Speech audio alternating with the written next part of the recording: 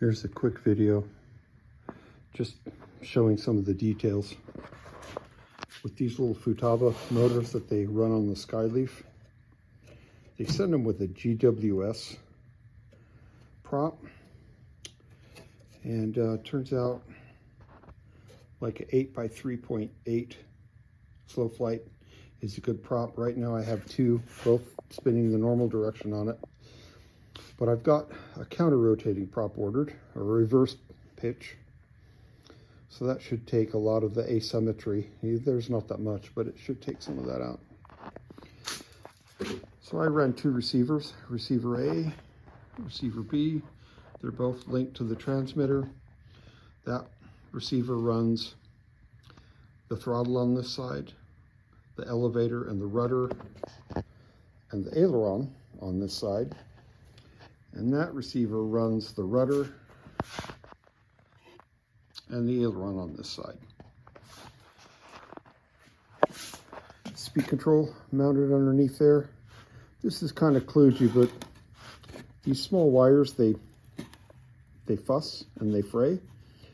So I just did some hot glue there to kind of strain relieve those. So now you can unplug them better.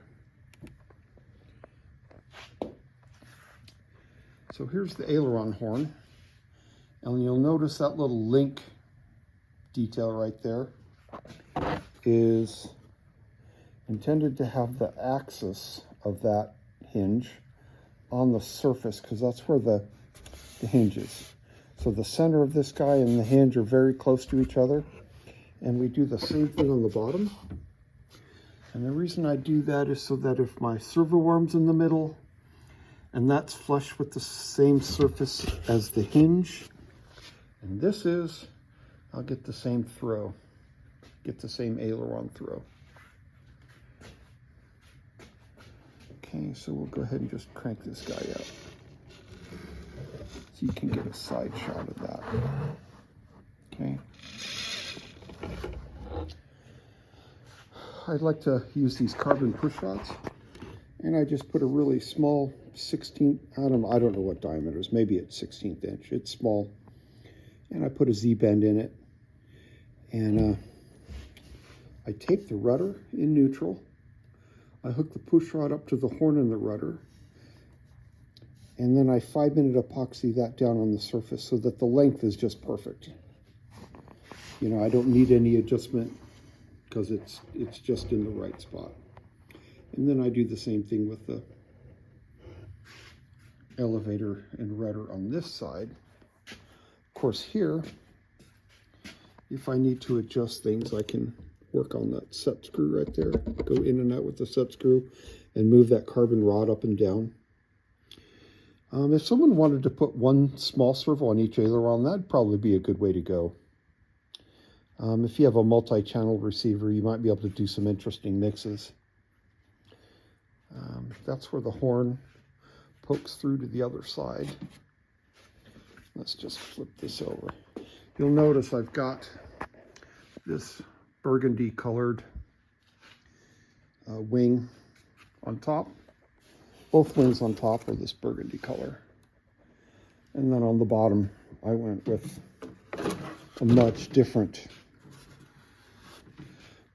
color. And here's a little detail on what it looks like, the clearance you have to cut for that guy there. And here's the control horns. When the surface is in the middle, right, you try to get the pivot right over the hinge, you know, right even with the hinge line. So got it pretty close. That's just some really thin, I don't know, 16th inch plywood. I do put a little support on the middle of the push rods, you know, just a plastic tube of some kind, and a little support. Same on this side. So it's a lot of fun to fly.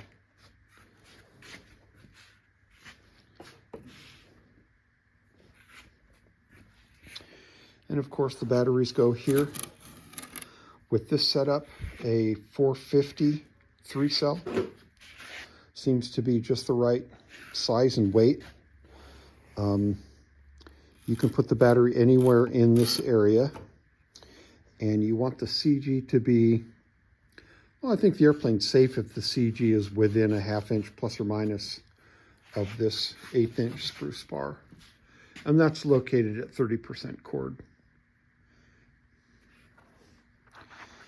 So I have the PDF online, and I have the drawings with dimensions online. If you decide to build one, I hope you have a good time with it. It sure has been a lot of fun for me to fly.